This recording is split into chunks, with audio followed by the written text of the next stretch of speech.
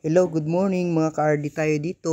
Before natin ipakita yung comparison natin sa ating organic at saka inorganic lettuce, ay visit muna tayo dito sa ating greenhouse. Ayan po ang ating lettuce na lalik. Medyo makapal na po yung kanyang mga dahon.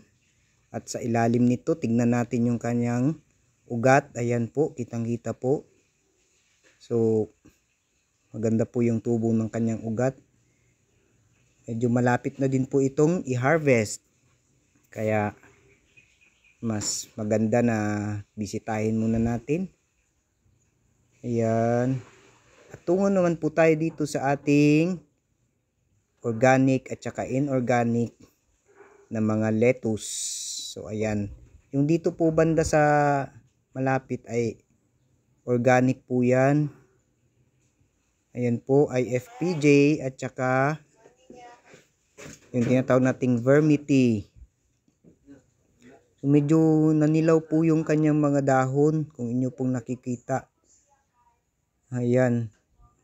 Nag-yellow. Siguro po ay dahil masyadong acidic yung ating solution. So room for improvement. Kailangan nating magtimpla ng mas lower yung kanyang acidity.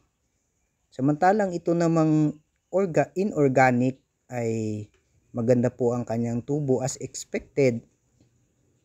Sa ilalim ay ayan, lumabas po yung kanyang mga ugat.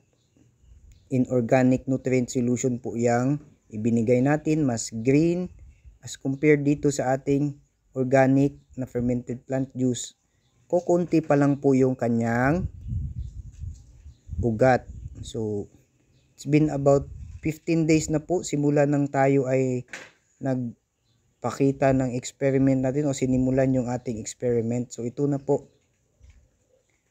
Kailangan po nating i-lower yung acidity ng ating fermented plant juice at saka vermity.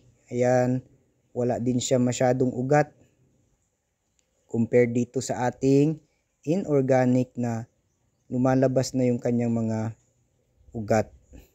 So ayan po. As expected, again, maganda ang binigay na performance nitong inorganic. Pero at least buhay po yung ating mga organic. I-improve lang po natin yan.